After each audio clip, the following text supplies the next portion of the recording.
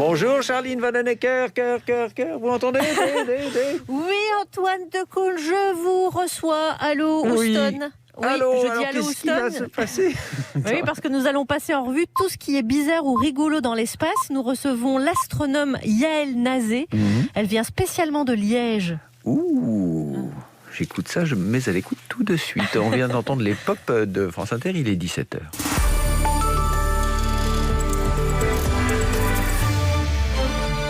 Les infos, Laetitia Gaillet. C'est à n'y rien comprendre. Le patron de l'Organisation mondiale de la santé réclame aujourd'hui une nouvelle enquête sur l'origine de l'épidémie du coronavirus. Tedros Adhanom Ghebreyesus veut qu'on enquête sur la possible fuite du virus d'un laboratoire en Chine. Les experts, eux, ont conclu pourtant hier que cette hypothèse était improbable. Le patron de l'OMS dénonce aujourd'hui le manque d'accès aux données brutes de ses experts. En attendant que toute la vérité soit faite sur le sujet, sur le terrain des contaminations en France, la situation est difficile. Certains continuent de plaider pour la fermeture des écoles, à défaut d'un confinement strict à partir du 1er avril. D'autres annoncent la montée en puissance de la campagne de vaccination. On devrait atteindre les 2 millions de personnes vaccinées cette semaine contre 1,8 million la semaine dernière. Un conseil de défense sanitaire aura lieu demain matin, juste avant le Conseil des ministres, et on devrait en savoir plus sur ce qu'envisage de faire le gouvernement. Mais on sait déjà que les contrôles des policiers et gendarmes vont s'intensifier dès jeudi pour le long week-end de Pâques. Contrôle au péage, dans les gares, pour faire respecter la règle des 10 km dans les 19 départements où les mesures de restriction ont été renforcées. Gérald Darmanin a prévenu, et cet après-midi à l'Assemblée nationale, Olivier Véran lui a répondu: nouvelle mesure, rien n'est exclu, mais promesse, on s'occupera de tous les malades. On écoute le ministre de la Santé. Notre boussole, c'est la protection des Français. Nous ne laisserons pas saturer les hôpitaux, nous ne laisserons pas les médecins, n'importe quel médecin opérer, être en situation de devoir trier des malades. C'est impossible. La protection des Français primera toujours sur toute autre conception que nous pourrions avoir. Et je crois que sur ce point-là, nous pouvons tomber d'accord les uns et les autres. Nous suivons le bilan au jour le jour de l'évolution du virus. Les mesures qui ont été prises il y a 10 jours pourraient commencer à montrer des effets dans les tout prochains jours ou pas. Nous le verrons dans les 24-48 heures vraisemblablement. Et si besoin était, nous prendrions d'autres mesures pour toujours protéger les Français. Et vu les conditions actuelles, d'autres voient plus loin. Les organisateurs de la Japan Expo à Paris en juillet prochain ont annoncé aujourd'hui l'annulation du plus important rendez-vous européen autour du manga et de la culture japonaise au parc des expositions Paris-Nord Villepinte. Ce festival attire chaque année 250 000 personnes et c'est le 3e salon de France. À l'étranger, on durcit les conditions d'entrée sur son territoire, ainsi l'Allemagne pour les 8 à 14 jours prochains. Les contrôles vont être renforcés aux frontières françaises, polonaises et danoises. En Italie, même chose, quarantaine obligatoire pour tous les voyageurs des membres de l'Union européenne qui veulent entrer dans le pays, 5 jours. Et à l'intérieur même de l'Italie, on serre la vis, Louise Baudet. En Italie, la tension monte à l'approche du week-end de Pâques, fête prisée des visiteurs étrangers, mais aussi des Italiens qui se retrouvent en famille à cette occasion. Or, les courbes Covid s'affolent. Depuis 15 jours, de nombreuses régions sont repassées en zone rouge, notamment le Latium et le nord du pays. Restrictions maximales qui vont s'appliquer à toute la péninsule le week-end prochain. Impossible notamment de circuler d'une commune à une autre, alors que jusqu'à ce matin, il restait possible de partir à l'étranger et d'en revenir sans restriction particulière, si ce n'est un test Covid au départ et au retour. Un non-sens dénoncé par les centaines d'hôteliers contraints à la fermeture. Les règles doivent être les mêmes pour tous, disent-ils, sinon on tue le tourisme italien. On fait cadeau de nos touristes à l'Espagne et à la Grèce, enchaîne le mouvement d'extrême droite Fratelli d'Italia qui accuse le gouvernement de naviguer à vue. La polémique s'envenimait, il fallait y mettre un terme, d'où la quarantaine annoncée ce matin. Louise Baudet, il n'y a pas eu de bavure au Mali. La réponse du ministère des Armées aujourd'hui à l'enquête de l'ONU qui, elle, conclut à une frappe de la force Barkhane sur un village qui fêtait un mariage en janvier dernier. 19 civils ont été tués. On en reparle dans le journal de 18h. 800 élèves évacués d'un collège aujourd'hui à Saint-Gaudens en Haute-Garonne. C'est lié à un incendie dans une zone de chantier du toit d'un bâtiment du collège. Bâtiment inoccupé. L'incendie a été suivi par des explosions de bouteilles de gaz. Il a été maîtrisé et il n'y a pas eu de blessés. Malgré ces temps de confinement et de crise sanitaire, il est des heureux. Non seulement il fait chaud comme en été, songez-y, il fait 23 degrés à Cherbourg alors qu'habituellement on est à la tour de 10 degrés. Et je disais qu'il est des heureux parce que ceux qui n'ont pas comme nous pourvu des immeubles, ils ont l'océan et ajouté à cela la plus grande marée de l'année. Et vous avez des pêcheurs à pied qui ont pris le seau et hop, âme sensible au bitume, s'abstenir. Le reportage de Katia Lotrou à Réville dans la Manche. Ah, le doux clapotis des bottes à marée basse, les coquillages, les premiers rayons de soleil du printemps, le bonheur tout simplement pour Gilou et Jean-Luc. Le couple habite La Ciotat, alors les grandes marées, c'est une grande découverte. C'est impressionnant. Oh, c'est merveilleux. On se dépêche de rentrer à Saint-Va pour pouvoir aller pêcher, figurez-vous. Morissette, elle est une habituée, jamais sans son seau ni son râteau. Moi, c'est mon dada, ça. Au profit du beau soleil, là. C'est un temps magnifique, alors voilà, ça fait du bien. Un peu plus loin, il y a ceux qui ont trouvé en ces grandes marées un bon prétexte pour se regrouper sans être masqués. Voici la fine équipe. Jean, Claudine, Christine et les autres. Il y a de quoi manger ce soir. Ah bah oui, forcément. Et puis en plus, on apporte le gâteau pour le 4 heures. Parce qu'on ne peut plus aller au café. Alors on prend des gâteaux et la thermos de café. On est super organisés. On appelle ça l'apéro au cul de la bagnole. Il n'y a pas le choix ici. Il faut y aller quand on a du temps libre. Faut en profiter. Il y a moins de monde. On n'est pas les uns sur les autres. On oublie le Covid et tout ce qui s'ensuit. C'est quoi ça? Vous êtes masqués, vous? Nous, on l'a de mes dents. Dans les poches. Et puis on est piqué, alors comme ça. Vous avez été vacciné? Oui, c'est fini. Première et deuxième. Masque planqué et assumé. Il n'y a pas de microbes, là. Pas de Covid ici. Il vit pas là-dedans. Il aime pas ça. Il aura juste fallu de petites coques et un joli soleil pour effacer le temps d'une après-midi, le Covid et tous ses soucis.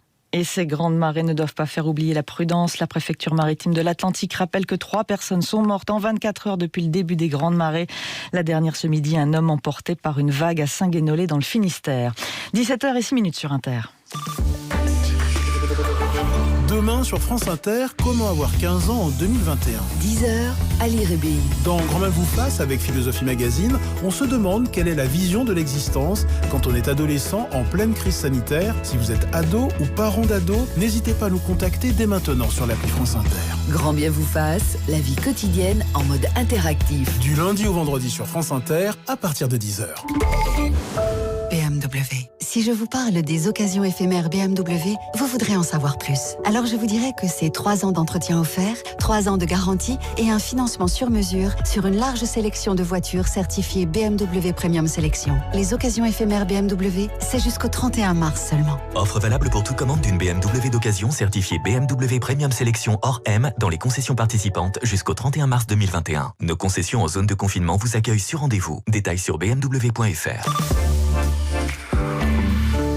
Par Jupiter est enfin au complet. C'est formidable. Oui. Ça y est, effectivement, il est revenu. Ça se fête. Hein.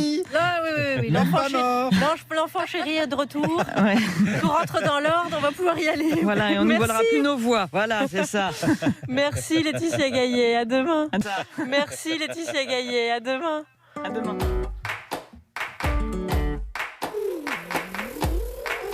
« 9h dans le théâtre occupé de Par Jupiter. » Oui, on est de retour. Et dans une configuration presque normale. Et plus de cas contact, une invitée, toi qui co-anime. La belle vie, quoi. On est prêt pour le 3e confinement. Non. C'est pour rire. Bon, maintenant qu'on est revenu dans notre théâtre de gaucho, là, on fait quoi? Eh ben, on en profite, on se remet bien dans les chaussons de Par Jupiter. J'aime quand tu me compares à des Charentaises. En plus, on reçoit une astronome belge. Ah, moi je suis vierge ascendant Lion. Une astronome, pas une astrologue. Enfin, son livre est passionnant, on apprend plein de choses sur l'histoire de la conquête spatiale. Moi j'ai déjà pas mal de problèmes avec les conquêtes en général. Oui, c'est pas grave, ça intéressera Guillaume.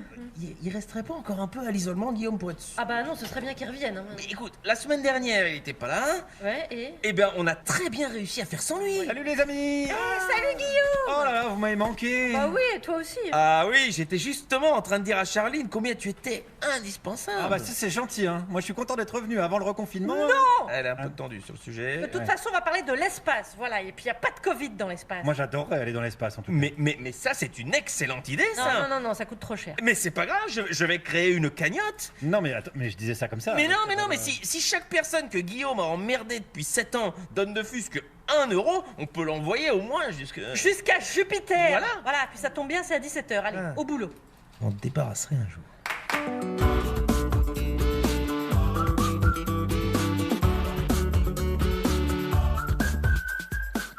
Bonjour la France Inter, bienvenue sur la planète Rigolus. Planète découverte par Émeric Lompré. Et voici la devise, un pour tous Tous anti-Covid. Au sommaire de l'émission, le Japon vient de prendre en otage un satellite birman, de crainte qu'il ne devienne un instrument de surveillance de la junte militaire. Le coup d'État en Birmanie a des répercussions jusque dans les étoiles. Le unique satellite tout neuf aux mains des Japonais, je peux vous dire, les militaires birmans, ils l'ont mauvaise. Et les enlèvements, ça n'existe pas, les enlèvements. En Russie, contester la version officielle du pouvoir sur la Seconde Guerre mondiale, c'est réhabiliter le nazisme et cela coûte 5 ans de prison. Toute atteinte à l'honneur d'un vétéran russe aussi, et tiens donc, c'est dont est accusé l'opposant qui croupit en prison, Alexeï Navalny. Est-ce que c'est bien clair pour tout le monde ? Cela me rappelle les jours glorieux du Spoutnik et de Yuri Gagarin. Quand le monde tremblait devant le rugissement de nos fusées, eh bien, il tremblera encore. Parmi les liens qui unissent l'art et la science, quels sont ceux tissés avec l'astronomie ? Ne dit-on pas que les étoiles dessinent des objets dans le ciel ? Ou que certains peintres, touchés par la grâce, ont reçu un don tombé du ciel ? Votre peinture est immonde, polluante et crapuleuse. Et en plus, elle est moche. Et à mes côtés aujourd'hui, Alex Vizorek. Mais bonjour Charline Vanhoenacker, ça me fait plaisir de retrouver ma petite place de co-animateur. Et je vous présente la toute belle équipe. Autour de nous à 17h20, celui qui musicalement vit sur une autre planète, c'est Monsieur Chewbacca. Bonjour. Bonjour tout le monde. De quoi on va parler ? On va parler de The Hive. Eh bien sûr. Ça va vous plaire. Je l'attendais cette C'est un chronique. petit moment qu'on n'avait pas parlé. Et à 17h30, vous l'avez entendu, il est de retour bourré d'anticorps. Il peut donc aller dans la rue sans prendre de risques. C'est une catastrophe pour la France. Bonjour Guillaume Meurice. Bonjour les amis, je suis content, j'ai failli rater la polémique, dis donc. Les réunions non mixtes. Ouais. Ça a failli passer sous le nez. Bon, je suis retourné voir les gens et surtout des gens tristes qui craignent de plus pouvoir assister à des réunions antiracistes. Non, j'ai jamais été invité. Hein. Ah les salauds. En plus ils n'invitent même pas. Hein. Et à 17h40, si les hommes viennent de Mars et les femmes viennent de Vénus, elle préférera s'installer sur Saturne. C'est Constance, bonjour. Bonjour les amis. De quoi on va parler ? Mais écoutez, dans cette chronique, les émotions vont se promener nus. Ah, vous nous l'avez déjà faite celle-là, attention. J'aurais prévenu. Et voici celle qui va envoyer l'actu en orbite comme si elle n'aura pas fini de tourner. Vous êtes... Yael Nazé. Yes. Ah voilà. France Inter, Charline Vanhoenacker, Alex Vizorek. Par Jupidémie. Yael Nazé, merci beaucoup d'être avec nous. Vous êtes astronome, chercheuse au FNRS. Est-ce que c'est l'équivalent du CNRS français ? Tout à fait, le oui. Fonds pour la recherche. Vous travaillez à l'Institut d'astrophysique et de géophysique de l'Université de Liège. Je vous dis vraiment merci d'être là parce que c'est un parcours du combattant pour venir de Liège. Aujourd'hui, la Belgique est confinée complètement. Vous avez 4 trains qui vous attendent à la sortie de cette émission pour arriver à des heures indues à Liège. Vous inquiétez pas, j'ai pris du chocolat en réserve. Je pense que c'était plus rapide d'aller dans l'ISS. Vous avez reçu de nombreux prix aussi pour vos ouvrages de vulgarisation notamment. Il y a un précédent livre où vous utilisez le prisme de l'art pour parler d'astronomie. Et cette fois, vous avez choisi de nous en parler sous l'angle de tout ce qui est bizarre, étrange et rigolo. D'où ma première question. C'est fandard l'astronomie ? On se poile à la NASA ? Mais évidemment qu'on rigole. Vous croyez quoi? Non, je sais pas. Il y a des blagues d'astronomes, on se fait des blagues entre astronomes. Ouais, mais ça c'est vraiment non, ça passera pas à l'antenne. Hein, parce que nous on aime bien ce qui on en a dit des pires. Alors Yael Nazé, l'espace étant infini, est-ce que les anecdotes et les bizarreries et les profils aussi, les portraits iconoclastes, tout ce qui concerne l'astronomie et les astronomes, sont pour autant infinis aussi ? Disons qu'on a quand même une belle palette, une belle palette d'un peu de tout, de tous les styles. Et puis, bon, il faut dire aussi que quand on fait une connerie dans notre domaine, c'est tout de suite une grosse connerie, quoi. Ça, forcément, c'est cosmique, quoi. Donc, voilà. Donc, il y a des trucs vraiment très, très drôles. C'est ce que vous racontez. Il y a plein d'entrées possibles. Oui. Vous en rassemblez énormément dans cet ouvrage qui s'appelle Astronomie de l'étrange, qui est paru chez Belin. Alex ? Oui, j'allais dire, c'est le point de départ, justement, l'erreur, la boulette de la série OVNI. Vous avez peut-être vu sur Canal+, et qui a humanisé quelque part le chercheur astronome. Est-ce que c'est ça que vous avez voulu faire ? Parce que dans toute la première partie, vous parlez de l'humain et pas de l'immensité de l'espace qui a tendance à nous dépasser quand on en parle. Vous parlez des hommes et des femmes qui font ces recherches et qui parfois se plantent. Oui, parce que l'idée, c'est qu'il y a quand même pas mal de gens à qui les sciences font peur. Et finalement, on présente toujours les grands génies, tout ça. Enfin bon, c'est bien, mais c'est pas très réaliste. En réalité, on est tous là, des humains tranquilles, on fait parfois de grosses boulettes. Et donc, finalement, l'idée de prendre des trucs de manière un peu plus légère, un peu plus décalée, ça permet un peu de dire, bon allez, les sciences, c'est quand même sympa, il ne faut pas en avoir peur, et vous verrez, vous passerez un bon moment. Notamment, vous expliquez que donner des noms à des télescopes, c'est un espèce de jeu rigolo que pour les scientifiques. Ça, on aime bien se marrer. Il y a Speculoos notamment, qui est un Search for Habitable Planets Eclipsing Ultra Cool the Stars, qui donne Speculoos. Non, mais sinon, il y avait aussi l'expérience française, Eros, qui cherchait les machos. Et vous en avez trouvé dans la région ? Dans la région, je ne sais pas, mais d'ici le nuage de Magellan, quelques-uns quand même. Et vous me racontiez tout à l'heure une anecdote du nom de radio qui avait fait parler en Australie. Alors, si vous voulez, oui, je peux vous parler de micro-ondes, mais sinon, on peut parler pipe aussi. Hein. Ah bah oui, là, vous me prenez de court, mais pourquoi choisir ? J'ai envie de dire. On en a déjà parlé dans l'émission. Mais... Parlons pipe. Non, dans les années 60, début des années 60, à l'Observatoire de Haute-Provence, figurez-vous qu'il y a une grande découverte qui est faite. On trouve des éruptions. Par la signature lumineuse, comme ça, on voit des étoiles qui font des éruptions inconnues, des éruptions liées au potassium. Un truc très bizarre. Puis dans les années qui suivent, ils en ont quand même quelques-unes, mais des étoiles qui n'ont rien à voir. En plus, ils sont les seuls à les trouver, donc tout le monde se demande, c'est quand même bizarre. Et puis les Américains font une grosse analyse de plein d'étoiles, ils trouvent rien, ils se disent, bon, on va faire des expériences avec des allumettes. Alors pourquoi des allumettes ? Tout simplement parce qu'il y avait un des observateurs français qui fumait la pipe. Et de temps en temps, la pipe s'arrêtait, et donc il rallumait sa pipe. Et en fait, c'était l'allumette qui venait se mélanger, la lumière de l'allumette venait se mélanger à la lumière des étoiles, et hop, éruption. Ça tient à rien. Vous évoquez aussi, quelles sont les raisons pour ne pas envoyer des filles dans l'espace ? Ah oui, non, mais ça, il y en a plein. Hein. Alors, moi, j'aime bien le truc, mais elles n'ont rien à se mettre. Mais ce qui est pas faux en fait, parce que encore aujourd'hui les scaphandres, ce sont des scaphandres de mecs. Et quand on regarde, disons qu'on n'a pas vraiment les mêmes bouts aux mêmes endroits, qui dépassent. Voilà, il faut quand même le savoir. Donc ça serait bien d'avoir des scaphandres de filles. Et donc voilà, ça peut être une des raisons. Alors, les toilettes aussi, vous expliquez. Alors les toilettes, oui, ça c'est un grand classique. C'est que les toilettes, voilà, c'était fait pour les garçons. Et que, voilà, c'est pas de nouveau, c'est pas exactement. Ça tient à rien non plus. Voilà. Vous expliquez tout ça, c'est un prisme pour nous intéresser à plein d'aspects de l'astronomie. La vulgarisation, c'est pas donné à tous les scientifiques. Vous êtes chercheuse au FNRS. Vous avez emprunté cette voie facilement de la vulgarisation, c'était de l'inné. Je sais pas, peut-être que ça vient de maman qui était prof et j'ai toujours bien aimé expliquer en fait. et je crois que le problème c'est que je sais pas faire sans. Je sais pas faire sans écrire, sans causer. Et j'ai tendance à beaucoup causer, à beaucoup écrire. Et donc voilà, ça dégénère généralement en conférence ou en bouquin. Mais parce que quand on regarde votre livre qui est très illustré, qui semble très facile d'accès, et qui l'est d'ailleurs, il y a une bibliographie digne d'un mémoire en astrophysique derrière. C'est-à-dire que c'est hyper important de partir de faits, on va apprendre énormément de choses, tout en se divertissant. C'est ça le but de ce livre. Ah oui, non, mais tout ce qui est raconté a été recoupé, quoi. Faut pas croire, c'est pas juste pour rire, j'ai pas inventé des trucs. Mais du coup, c'est vrai, on doit pas le voir, le travail derrière. Mais par contre, si quelqu'un veut aller plus loin, voilà, il y a les sources derrière, elle peut jouer avec. C'est déjà 370 pages de boulettes et de conneries. 70, vous voulez dire. On a une Belge. Peut-être un mot, on a appris ce matin sur notre antenne la disparition du magazine Science et Vie, quasiment, car il y a 9 journalistes qui ont démissionné. C'est l'histoire d'habitude, un rachat, un titre essoré. La vulgarisation scientifique dans la presse, elle est réduite à peau de chagrin aujourd'hui, pour vous exprimer outre les livres et les conférences. C'est compliqué. Maintenant, c'est pas toujours nécessairement des chercheurs qui vont s'exprimer dans les magazines, et c'est pas si grave que ça. Je veux dire, la vulgarisation scientifique est faite par plein de gens. Dans notre domaine, on a des astronomes amateurs qui sont pas astronomes professionnels, qui font énormément de choses. On a aussi tous les animateurs dans les musées, on a des journalistes. Donc il y a beaucoup de monde qui sont autour de tout ça.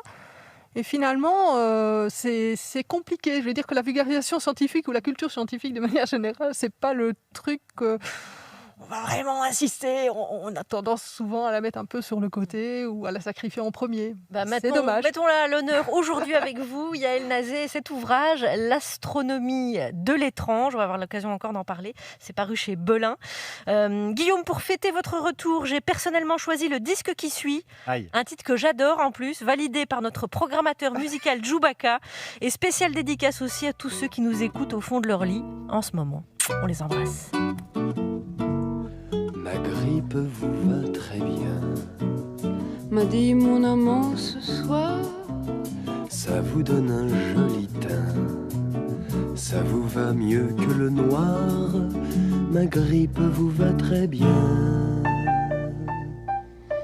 Souffrez que je tousse un peu, lui ai-je dit d'un air doux. Souffrez que je souffre un peu, j'ai parfois très mauvais goût. Souffrez que je souffre un peu. Quand vous souffrez, mon ami, m'a répondu mon amant, vous ressemblez à la pluie. Je trouve ça très saillant. Quand vous souffrez, mon ami, j'ai un peu peur et je dis que les larmes me vieillissent. Et j'ai un peu peur aussi que la fièvre m'enlaidisse. J'ai un peu peur et je dis, elles vous vont comme un gant. Vous savez bien que vos larmes me plaisent beaucoup vraiment. Votre fièvre a bien du charme, elles vous vont comme un gant, gant, gant, gant, gant. Ah vraiment, je suis trop maigre, je sens que je m'affaiblis. N'avez-vous pas de vinaigre? Voyez mes bras et je dis, ah vraiment, je suis trop maigre. Mais ces os vous vont très bien, m'a répondu mon amant. Ne vous inquiétez de rien, ça vous donne un air troublant. La mort vous ira très bien.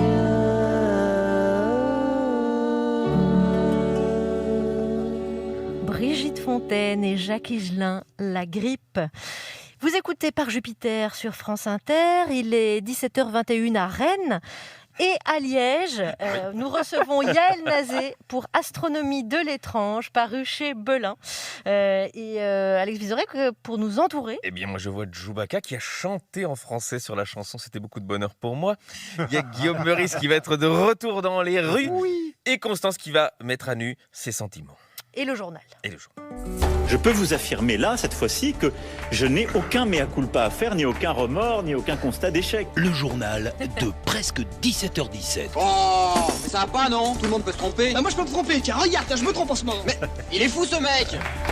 Et on commence par les titres. Emmanuel Macron pourrait prendre la parole demain. Oui, tant mieux, parce que s'il le fait jeudi, il serait capable d'annoncer la réouverture des restaurants, des salles de spectacle, des cinémas, et que l'interdiction du port du masque, c'est terminé pour tout le monde, et puis de dire poisson d'avril. Et donc, c'est pas une bonne idée. Le blocage du bateau dans le canal de Suez pourrait provoquer une crise mondiale de papier toilette. Et oui, à terme, on pourrait donc parler d'un double problème de transit. Et des brèves. Et oui, rassurez-vous, ma cargaison de brèves n'était pas à bord de l'Ever Given. On a frôlé le pire. Eh oui. Je voyais des trucs à base de déboucher et tout, j'ai eu très peur. Allez. Le drame. Commençons donc par Emmanuel Macron. Selon ses proches, il aurait acquis une maîtrise des travaux épidémiologiques au point de ne plus forcément suivre les conseils des scientifiques. Vous vous rendez compte la chance que vous avez d'avoir un président comme lui. Ah, Pour oui. peu qu'il acquiert la maîtrise du revers à deux mains, Macron, ça peut être la meilleure chance de victoire française à Roland-Garros. Il a une vraie expertise sur les sujets sanitaires, selon Jean-Michel Blanquer, tandis que Richard Ferrand juge que ce n'est pas un sujet inaccessible pour une intelligence comme celle d'Emmanuel Macron. Et oui, les membres de la majorité vont finir par porter un masque à la place du slip, vu le nombre de micro-gouttelettes qui s'échappent quand ils parlent du président. Moi, je trouve ça bien de dire du bien de son supérieur. Mais vous êtes formidable, Charline, c'est pas le problème, mais il y a une limite. Je crois qu'il y a des membres du gouvernement nord-coréen qui sont moins lèche-bottes avec Kim Jong-un que Blanquer et Ferrand avec Macron. Voilà. Dans l'opposition, Olivier Faure, le secrétaire général du Parti socialiste, a traité ce mardi Emmanuel Macron de roi thaumaturge. Franchement, Rod, c'est pas malin. Mais il a le droit. Mais bien sûr qu'il a le droit. Mais Olivier Faure, déjà, personne ne le connaît. S'il utilise des mots que personne ne comprend, ça va pas aider, voyez-vous. À gauche toujours, Audrey Pulvar continue de faire polémique après avoir déclaré qu'on pouvait demander aux Blancs de se taire lors d'une réunion non mixte. Mais en même temps, moi je dis, il faut se mettre à sa place. Quelqu'un qui a vécu longtemps à côté d'Arnaud Montebourg, c'est normal qu'elle soit soulagée de pouvoir enfin demander à un Blanc de se taire. Passons à la vaccination. Oui. L'Agence européenne du médicament a approuvé le changement de nom du vaccin AstraZeneca, victime d'une vague de méfiance chez les citoyens. Petite méfiance. Alors moi je propose Mediator comme nom pour le vaccin. C'est pas mal. États-Unis, au procès de l'ex-policier Derek Chauvin, responsable de la mort de George Floyd, les jurés ont été confrontés d'emblée à la vidéo de son agonie. Et oui, alors qu'en octobre 21 s'ouvrira le procès de la sextape de Valbuena. J'espère que là aussi ils ouvriront avec la vidéo. Une page média, la quasi-totalité des journalistes de Science et Vie démissionnent après un désaccord avec le propriétaire du magazine. Et rassurez-vous, Emmanuel Macron a acquis une telle maîtrise et connaissance scientifique qu'il va probablement reprendre le magazine à lui tout seul. Et en télévision, Patrick Sébastien présentera une nouvelle émission sur C8 chaque samedi en prime time à partir du 17 avril. Oui, Sébastien, Hanouna, Castaldi, C8 se positionne vraiment comme une contre-programmation officielle de France Culture. Et des brèves. Et des brèves spéciales autoroute, de brèves autoroute. Sur l'autoroute A3, pour commencer, un patron abandonne son salarié au beau milieu de l'autoroute après une dispute. On dira ce qu'on veut, mais ça serait jamais arrivé en télétravail. Et la dernière ? Et la dernière, interpellée par les gendarmes en plein tournage d'un film pornographique sur une aire de l'autoroute A7. On dit merci qui ? Merci Jackie et Michelin. Oh, c'est joli. Oh là là. Et bien sûr. Magnifique, magnifique. Oh, je suis content de revenir rien que pour ça. En notre compagnie, Yael Nazé, astronome au FNRS à l'Université de Liège.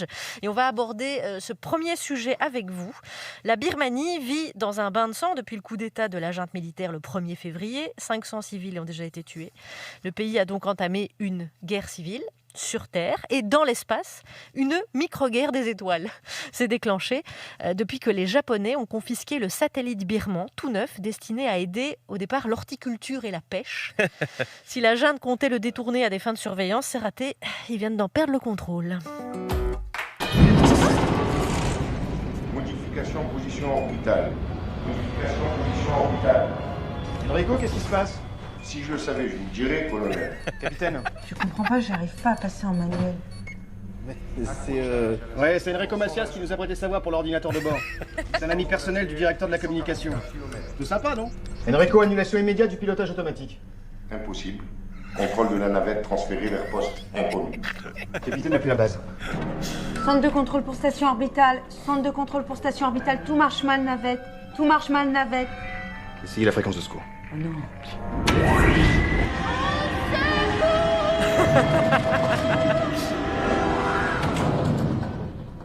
Pas de réponse. C'est un extrait du film Un ticket pour l'espace d'Éric Lartigot. Je ne sais pas si vous avez vu ce film, il y a Nazé. Non, celui-là pas. Voilà. On vous le conseille. Vous allez kiffer. Donc, cette histoire de satellite que les Birmans venaient d'envoyer, qui a été construit avec l'apport financier notamment et technologique du Japon, et les Japonais, par crainte d'une détonation militaire, l'ont pris en otage, l'ont kidnappé en fait. C'est un exemple éclatant qui aurait pu se trouver dans votre livre peut-être. Oui, j'ai d'ailleurs des cas de kidnapping de matériel astronomique dedans, mais ici c'est vrai que c'est la première fois que c'est un satellite. Maintenant, ça rappelle aussi que en fait, on a beaucoup de satellites là-haut et que bon, au départ on dit c'est la paix universelle, machin, tout ça, mais dans la réalité, il y a énormément de satellites militaires au-dessus et il y a pas mal de manœuvres et il faut bien avouer que tout ça est en train de monter en puissance pas mal. Il y a pas mal de disputes et donc. Bon, je crois qu'ici, les Japonais ont un peu tapé du poing sur la table pour montrer qu'ils faisaient quelque chose. Mais c'est un tout petit truc. Ils n'ont pas condamné pourtant le coup d'État, mais ils ont c'est un peu symbolique. Emparé du satellite. Ouais. Comment on confisque un satellite ? Excusez-moi, mais... Non, mais là, ils l'ont juste pas envoyé, quoi. D'accord, ils l'ont confisqué ici. Ils l'ont confisqué avant de partir. Je me suis dit là-haut. Ah non, une fois Alors ça, c'est le gros truc, c'est qu'au niveau militaire, c'est très intéressant parce que vous pouvez espionner tout le monde, mais tout le monde sait que vous êtes en haut. D'accord. Alors, je pense que pour mettre en scène, il y a deux satellites. Il y en a un sur Terre en Birmanie fait avec les Japonais, mais il y en a déjà un en l'air, n'est-ce pas ? Les Birmans ont déjà envoyé, non ?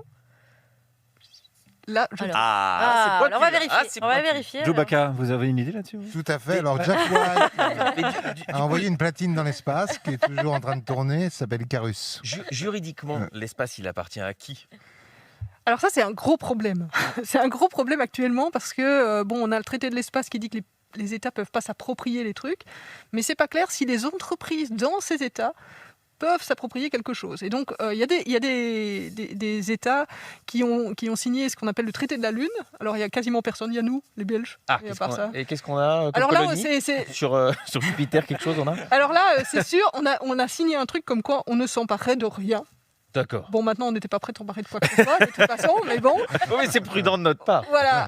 Et en parallèle, il y a tout un ensemble de pays qui ont pris des législations très, très permissives pour pouvoir essayer d'attirer les entreprises qui voudraient s'approprier notamment du matériel dans l'espace, des métaux, des choses comme ça. Et devinez qui est un des champions en Europe? C'est le Grand-Duché du Luxembourg. Malin. Faut remplacer les banques. Ils sont malins. Et ils vont les foutre là-bas. Alex posait cette question, comment est-ce qu'on kidnappe un satellite? En l'air, c'est possible aussi avec la récupération des données. En fait, si les Japonais ils récupèrent les données du satellite qu'ils ont co-construit, les Birmans ne l'ont pas. Oui, mais si les données sont diffusées, tout le monde qui a une antenne radio va pouvoir les récupérer.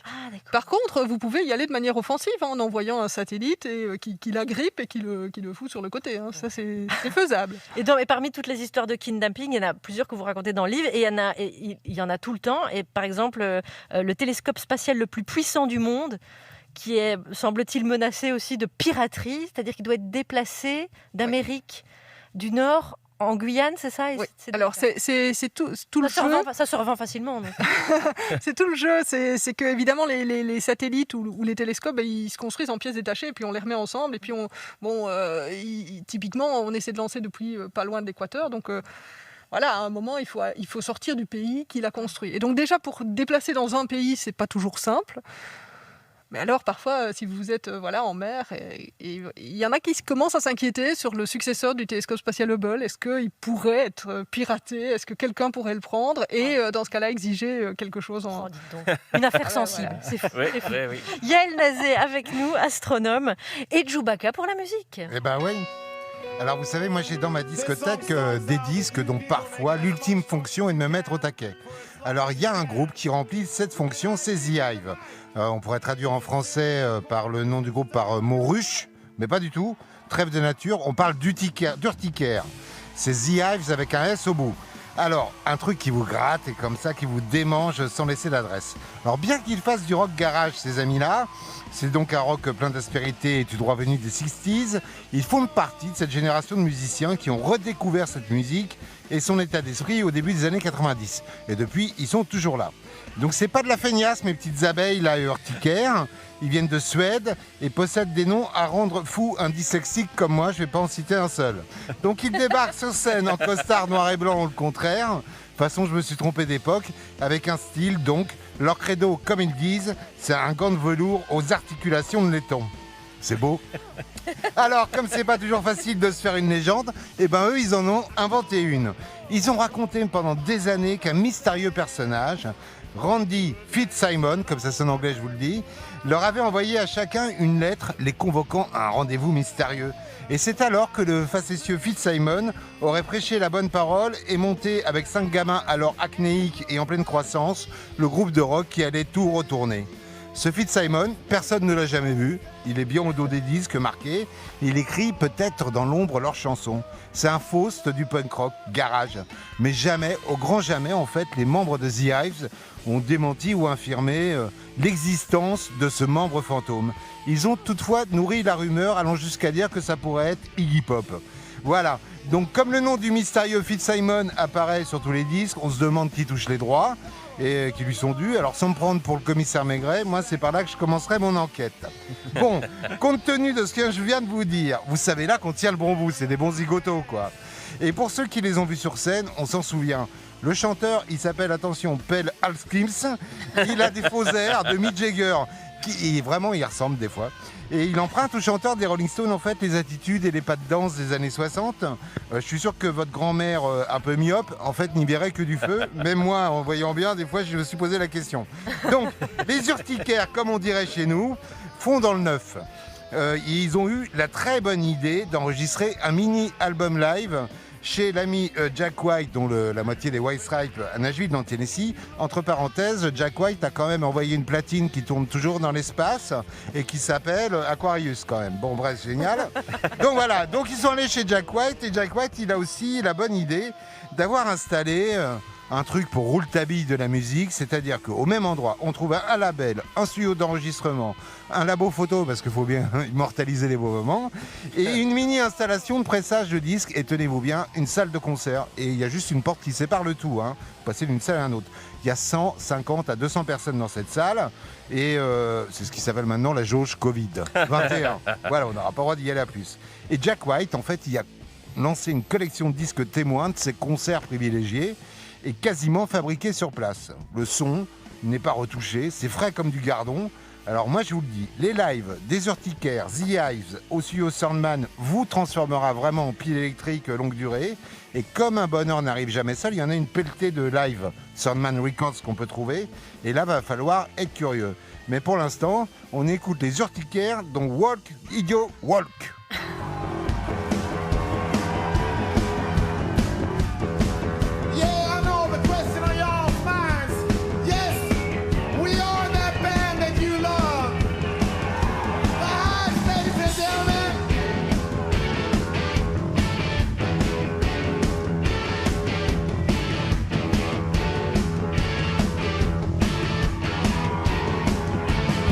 Well, listen, you want to say, buddy.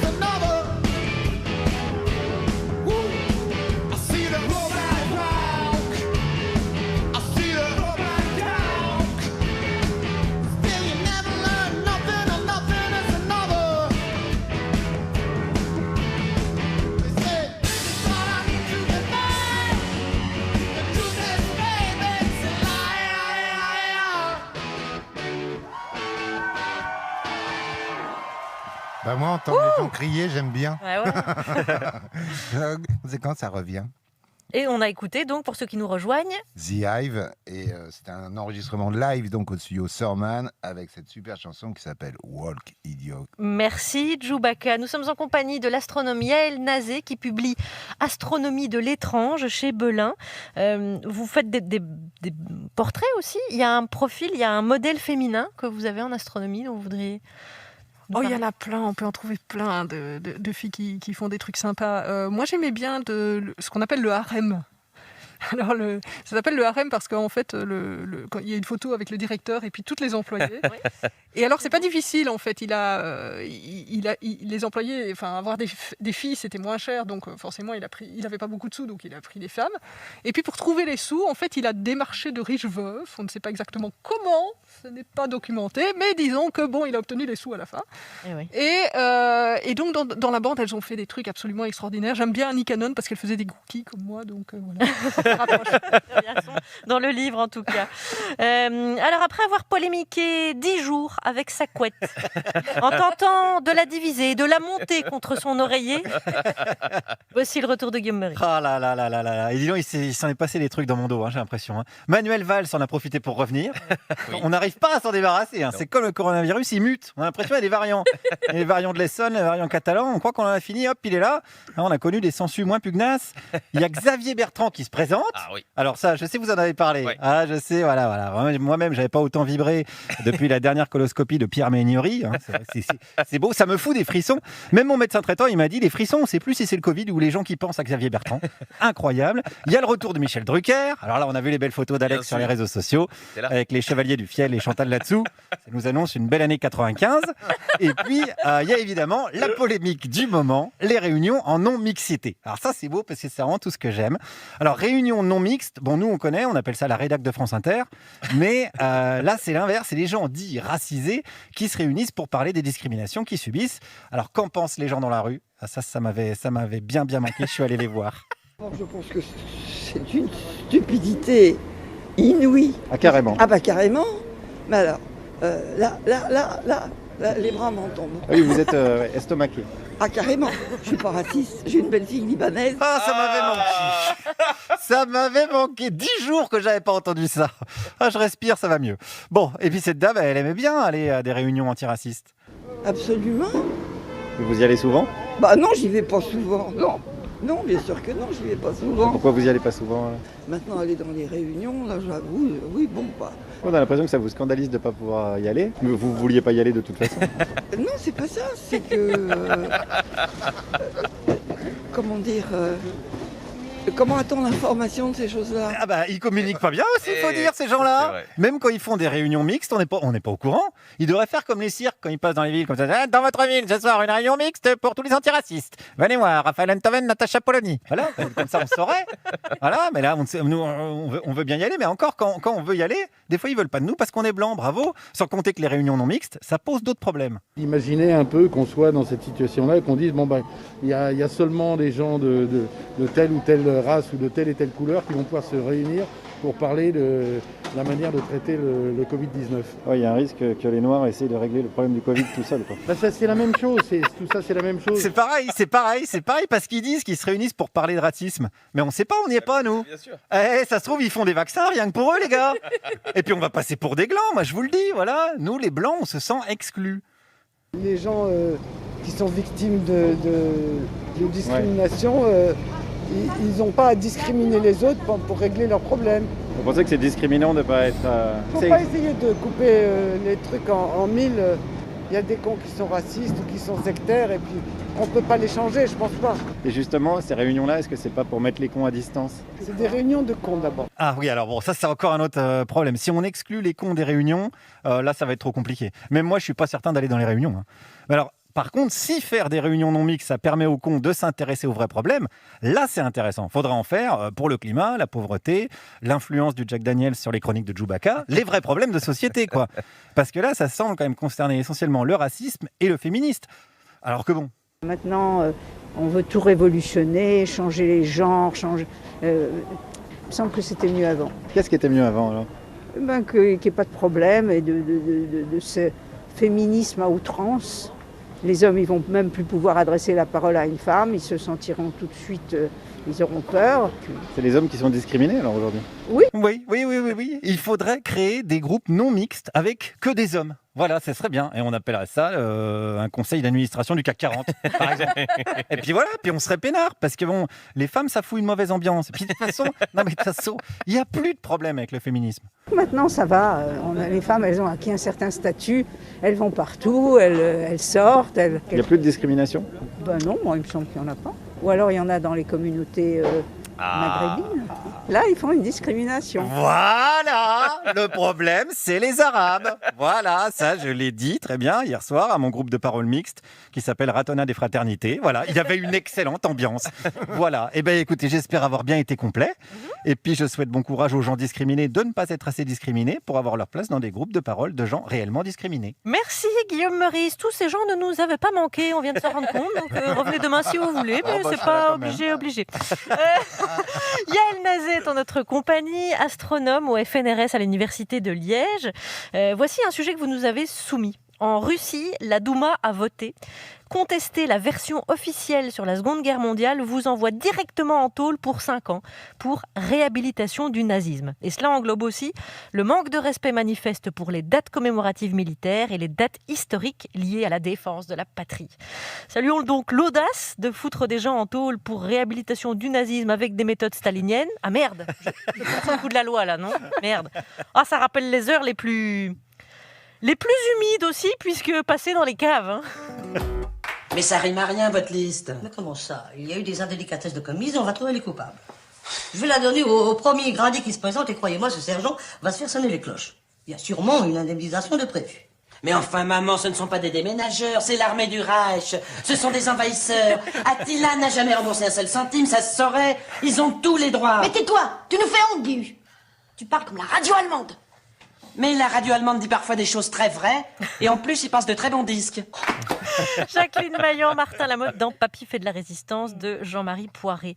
Ce sujet vous a interpellé cette semaine, Yael Nazet. Il a été publié dans ce qu'on appelle l'ENA, c'est un collectif de journaux européens qui publie les meilleurs articles le week-end, dans Le Soir. Il y a aussi Le Figaro qui fait partie de ce collectif. Pourquoi ce sujet? Alors en fait, je donne un cours un petit peu différent de l'astronomie qui s'appelle l'initiation à l'esprit critique. Et donc forcément, tous les trucs un peu révisionnistes, pseudo-histoire, etc., et tous les problèmes de fake news, ça m'interpelle, surtout quand on a des fake news qui non seulement circulent, mais en plus viennent d'État. Ça commence à être un petit peu compliqué, voilà. Ah oui, ça devient plus compliqué à expliquer. C'est ça. Oui, je sais pas, ça nous aide pas, quoi. Quelle est votre méthode alors pour essayer d'amener à l'esprit critique? Et disons que de temps en temps je fais des blagues, j'utilise Monty Python par exemple. Ça marche moyennement, hein, parce qu'on essaye nous depuis longtemps. On est peut-être pas bon, mais... Il y en a beaucoup des fake news disons vraiment des fake news, c'est-à-dire avec l'intention de nuire. C'est pas qu'une erreur, il y a intention de nuire dans l'astronomie, dans les publications. Non, pas vraiment. Il y a des erreurs bêtes et méchantes, mais il y a aussi des trucs un peu... les trucs habituels, on retape sur les trucs d'astrologie, on arrive avec des extraterrestres qui se baladent partout. Oui. Et puis il y a la Terre plate qui a fait un retour absolument terrible. Oui, vous en parlez d'ailleurs. Oui. Et donc voilà, quoi, c'est parfois assez compliqué, je vais dire. Et sur la Russie, vous travaillez, vous, en contact avec des astronomes russes? Oui, bien sûr. C'est un pays qui reste incontournable quand on est astronome? Alors, c'est comme pour tout, ça dépend un peu de votre domaine, parce qu'il y a des... ça se répartit, quoi. Et nous, on a en astronomie des étoiles massives, puisque c'est là-dessus que je travaille. Il y a des collègues qui sont à Moscou, et j'ai un collègue avec qui on s'entend très bien, on discute régulièrement, et il est déjà venu... Pas que. Voilà. Non, mais il est déjà venu en Belgique, on est déjà allé là-bas.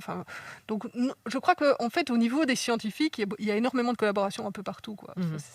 Donc les Russes sont balèzes en vaccin, et dans l'espace aujourd'hui, ils sont toujours aussi balèzes ou un peu moins? Un peu moins quand même. Une perte de vitesse. Ça c'est un peu en perte de vitesse. Par contre, on a les collègues d'à côté, là, les Chinois qui eux montent bien, et qui inquiètent quand même pas mal. Ceci dit, ils sont toujours assez bons au niveau militaire pour aller dire bonjour et un petit coucou à des satellites, notamment français. Là, il y a votre ministre des Armées là, qui a un petit peu râlé contre un satellite russe qui était allé faire coucou comme ça, un satellite militaire français. Allez, Allez, faites ça en haut, hein, faites ça loin de nous, s'il vous plaît. Distanciation, merci.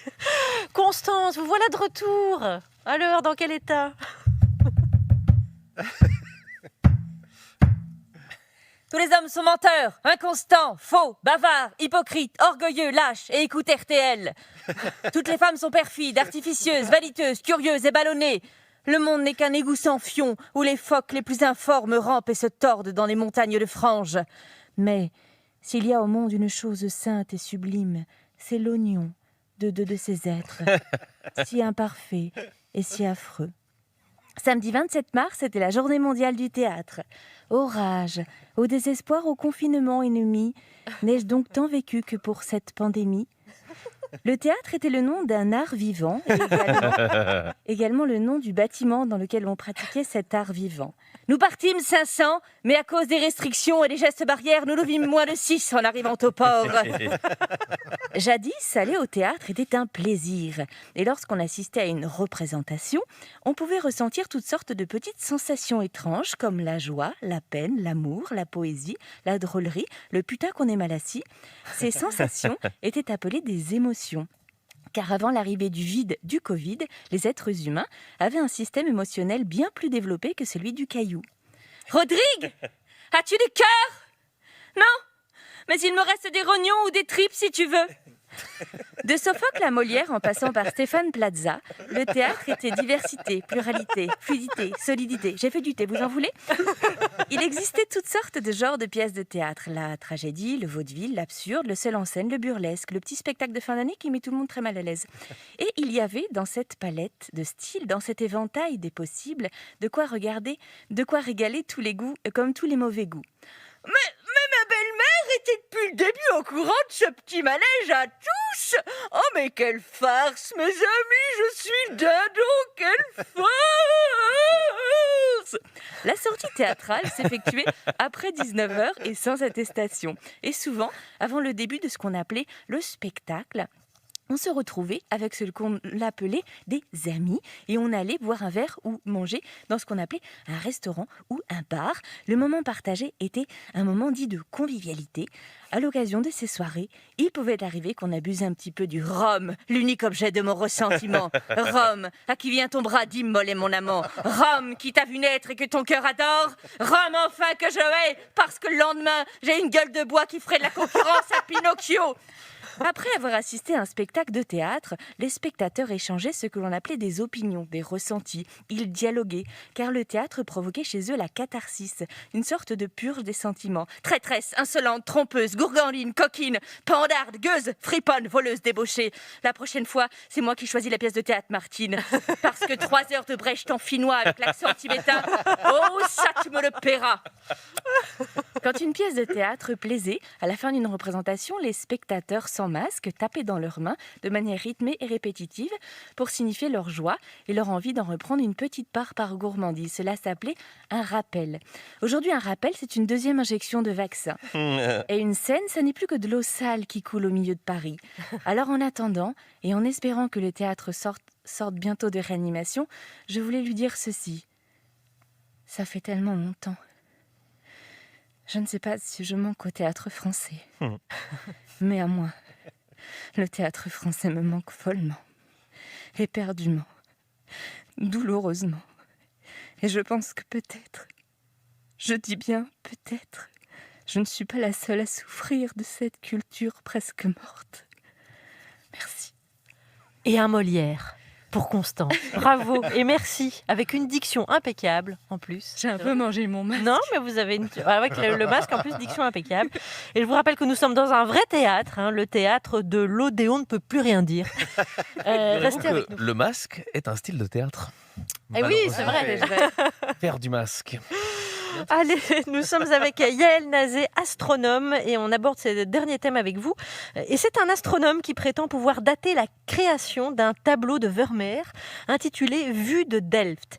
À partir d'un ray de lumière sur le tableau, il a déterminé la position du Soleil et il peut dire le tableau a été peint le 3 septembre 1659 à 8 heures. Dans le débat sur l'art et les sciences, quelle place tient l'astronomie ? Démonstration.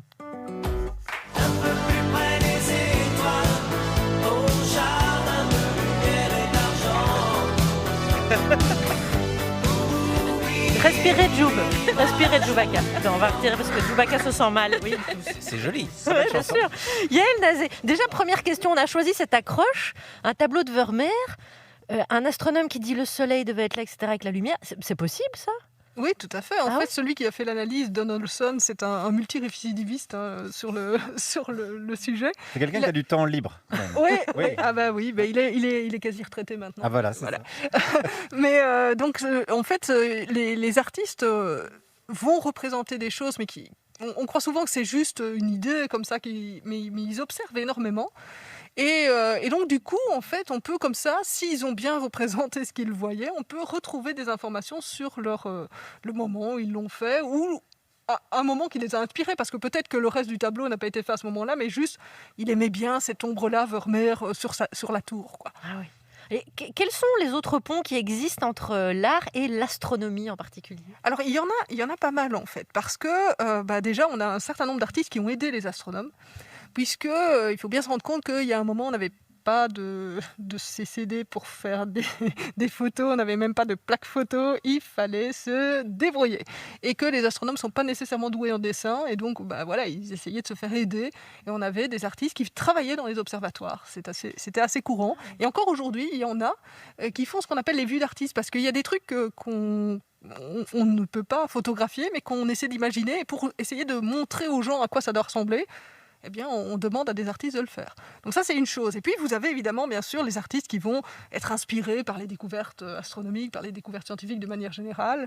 Vous avez aussi des artistes, et ça, c'est assez rigolo, pour montrer qu'ils sont bien observateurs. Il y en a certains qui ont même précédé des découvertes faites par des savants, notamment au moment de la révolution scientifique. On a un certain nombre de gars qui ont fait des trucs super intéressants. Votre masque, c'est pas un hasard, c'est un tableau de Van Gogh. Ça doit être un ciel aixois. Et j'imagine que cette façon de dessiner le ciel, une espèce de boule de feu comme ça doit avoir une origine astronomique. Oui, tout à fait. En fait, le tourbillon qui est au milieu, qui a l'air d'être absolument complètement cinglé et n'avoir absolument rien à voir avec le ciel, est en fait une découverte qui venait d'être faite. Et on sait que Van Gogh, en fait, prenait la revue L'Astronomie très régulièrement. On venait de découvrir que certaines galaxies avaient une structure spirale. En fait, comme notre galaxie, on le sait aujourd'hui, et c'est ça qu'il a voulu représenter. C'est le dessin, si vous prenez le dessin du scientifique et le dessin de Van Gogh, c'est les mêmes, c'est juste miroir, en fait. Il y en a un qui est plus cher que l'autre. Oui, aussi. Et la légende raconte que vous-même, vous êtes artiste, vous faites de la céramique et des vitraux. On s'est renseigné, bien sûr. C'était d'ailleurs l'art et l'astronomie, l'objet d'un précédent ouvrage, Yael Nazé. Alex Vizorek, je vous propose plein de questions pour Yael. Allez, c'est parti. Des questions courtes, des réponses aussi. Sur l'échelle de 1 à 10, des scientifiques déjantés. 1 étant le professeur Gilles Pialou, invité ce matin sur France Inter. Écoutez-le, mais prenez un café avant. 10 étant les frères Bogdanov. À combien vous situez-vous ? 0. Ah non, on ne peut pas faire moins que notre ami Gilles. Je vous mets au moins à 2. Si vous pouviez vous téléporter une fois à un endroit du système solaire, vous choisiriez où ? Oh non, pas dans le système solaire. Non, les gars, je veux aller loin. Moi je pensais déjà que ça vous ferait plaisir. Alors où Ah ben je sais pas, moi j'aime bien. Alors vous allez me dire, vous les connaissez pas, mais Gamacas ou HD 191-612, c'est super sympa. Ok, d'accord. Le but n'est pas d'inventer des réponses. Ça, c'était aux questions. Ce sont vraiment des objets que j'étudie qui sont très sympas, je vous jure. Avec quelle personnalité politique aimeriez-vous passer une nuit à la Belle Étoile ? Joker ? Ah non, ça c'est interdit. Oh, je sais pas, moi. Oh, je vais tricher. Je vais dire Le Verrier, qui était directeur de l'Observatoire de Paris et politicien. Ah bon, allez, habile. Combien de fois pour pécho avez-vous utilisé la technique « Tu veux que je te la montre, la grande ours » ? C'est plutôt le contraire, en fait. Ah, bien joué. Vous faites de la vulgarisation scientifique, c'est-à-dire que vous simplifiez des choses compliquées. Diriez-vous que vous faites l'exact inverse de Jean Castex ? Peut-être, ouais. Il explique pas bien, on est d'accord ? On est d'accord. D'accord. Vous faites le voyage vers la Lune et vous pouvez prendre un seul livre avec vous. Lequel vous prenez ? Oh, ça c'est terrible comme question. Oui. Ah, je sais pas. Bon, pour aller dans le thème 2000 ans Odyssée de l'espace. Encore une, Alex ? Vous faites le voyage vers la Lune, vous préférez partir avec un Français ou avec 5 Belges ? Oh, et 5 Belges, on va quand même plus rigoler, quoi, les gars. Merci Yael Nazé. Et ce livre que vous voulez emporter pour la Lune, prenez-le pour rentrer à Liège ce soir, car un périple vous attend. On vous remercie infiniment d'être venu jusqu'à nous depuis la Belgique. Yael Nazé, je rappelle que vous publiez Astronomie de l'étrange, individu singulier, objet bizarre, idée insolite. C'est chez Belin. Merci beaucoup Yael. Merci à tous les amis. Demain c'est mercredi et le mercredi c'est par Jupiclass. Et aussi le suspense insoutenable, j'ai du mal à le dire, de la prise de parole du président de la République. Mais putain, tu vas la cracher, ta valda.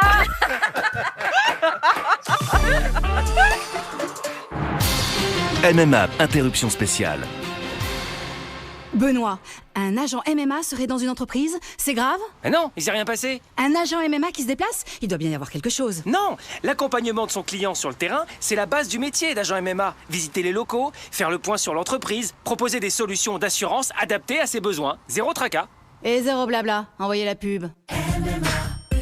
Bouygues Télécom. David, Daniela et leurs enfants déménagent de Dieppe à Dijon.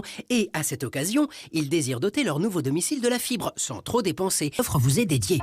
En ce moment, chez Bouygues Télécom, la fibre est à 15,99 € par mois.